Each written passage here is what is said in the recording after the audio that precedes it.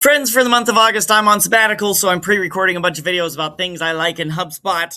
Today, we're talking about buyer intent. I really like buyer intent. It came up briefly yesterday in my video about prospecting agent. I think everyone should just use buyer intent. If you want to look at credit-consuming features inside of HubSpot, I think this is the biggest bang for your buck.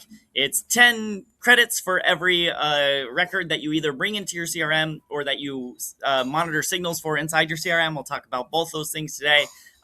With professional, you have 3,000 credits included. With enterprise, you have 5,000 credits included. So that's either 300 or 500 companies a month. That feels like a no-brainer to me. So anyway, this is buyer intent. It is here under marketing. You go to buyer intent, and there are 3 different things I want to call out here. The configuration tab is definitely, there's a lot of cool stuff there, but I don't think we have time for it today. So visitors, these are companies visiting your website, right? If this was hooked up to a website, which it is not, that tracking code would pull in, and we would see what companies have visited my website. And I would be able to, similar to CRM index pages, I would be able to add filters and things.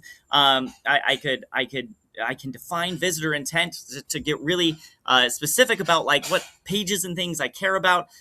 We can filter by individual segments. You can decide if you only want to see companies that are in your CRM or are not in your CRM. You can get very specific here, and then you can save that view. And once it's saved, you can add this automation where new companies that match these filters automatically get added to your CRMs. That's where that 10 credits gets consumed. It gets automatically enriched, put in your CRM for free immediately. I think that's great. You can also track intent signals, which we're going to get to, I promise. And you can get an email digest of the companies that match these filters. Super cool. Research intent looks exactly the same, behaves exactly the same. You have all the same sorts of filters and things here. You have the same automation. You can add these companies. You can track intent signals.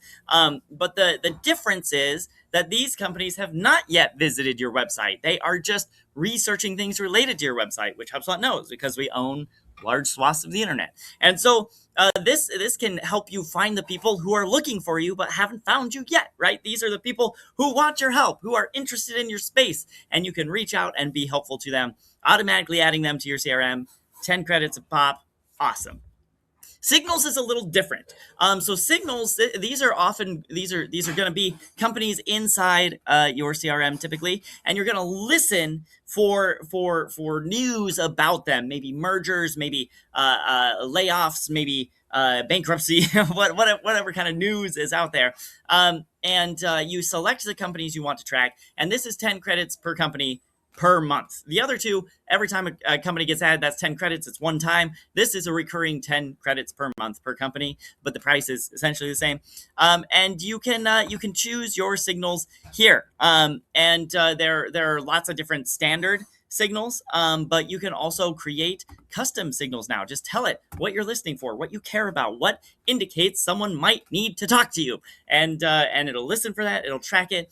And then the thing that's really powerful about signals is you can connect these to segments and to workflows. And I guess because I don't have any set up, I'm not going to be able to. Let's just add some companies here real quick. Sounds good. Track 2 companies. And you can listen for standard signals, custom signals, whatever. We'll start tracking. Start tracking when a company enters a chosen segment. Start tracking when they come to a specific life cycle stage. So you can have these turn on automatically. And then you can also, like I said, kick off workflows and segments. I'm not going to be able to find that button right now in the time we have. So anyway, here we go. There's the use in button, segments and workflows. Proof that I'm not making things up. So that's buyer intent. Lots of great, 3 amazing tools here packaged together. Again, the configuration is so rich. There are so many things you can get nitty gritty details on. So you can cast as wide or as narrow of a net as you want. Highly recommend everyone checks this out. Everyone uses it. I love it. Let me know what you think of buyer intent. And I will be back tomorrow with, I believe, my last one of these scheduled videos.